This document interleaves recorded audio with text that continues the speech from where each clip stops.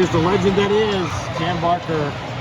Do you ever get tired of hearing legend, being called a legend, considering what you've done and what you meant to the sport of volleyball? Well, usually when I hear it, it's when I see you.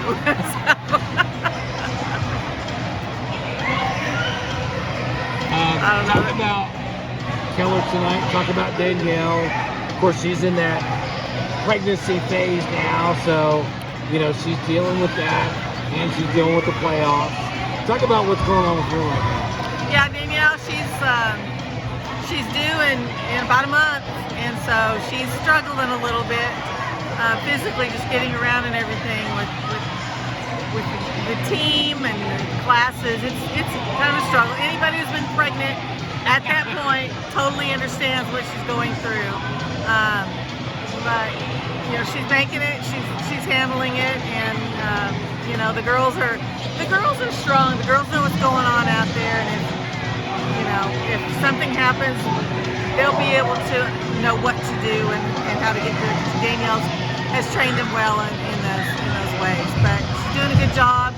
The team looks like at the first set tonight they were a bit off, and we had so many errors. I think I counted 10 errors, unforced errors, but then the second set they totally turned it around, and their defense kind of took over and was able to do a lot of good stuff. So they're looking strong right now, and like they should be. So they're looking good. When did you get to the point where you realized one or both your daughters would probably follow you in the coaching ranks? Was that kind of an unwritten thing in the Barker household? You know, when they were growing up, they played pretty much everything, and when they got into middle school, into high school they did everything. But in high school, I pulled them both aside one day and said, guys, just because I coach volleyball doesn't mean you have to play volleyball. And I'll never forget this, and they'll never forget this either. They both laughed at me. And I said, I just didn't want you to lose your love for the game. I didn't want you to get burnt out on it, because it happens. And they never did, so they think that's pretty funny. So, I had a feeling Brienne would, just because, that is her. She's volleyball. Everything about her, she just encompasses it. It's crazy.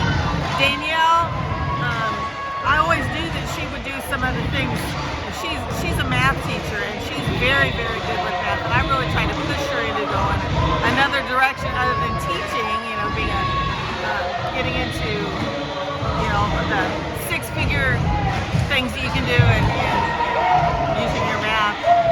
And so I was a little bit surprised that she did, but I'm proud of them. They both do a great job, and I just couldn't be more proud. So right now the scoreboard is Jan 10, Danielle and Bree combined 1. Well, they're still young.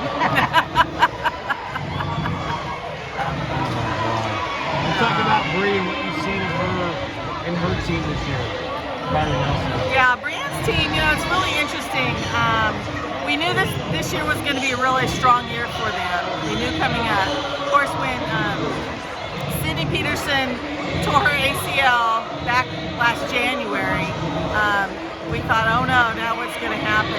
So of course she's just now starting to play again, which is really, really fun, but she hasn't been able to play.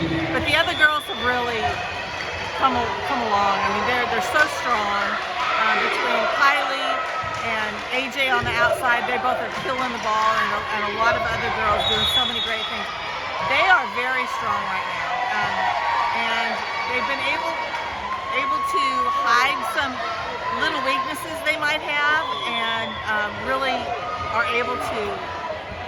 They're really flowing right now as a team. So when they're going, they're almost unbeatable. They're very, very good right now. Well, it's great to see you here, and always happy to talk, and we will talk again very soon. Sounds great. Thank you.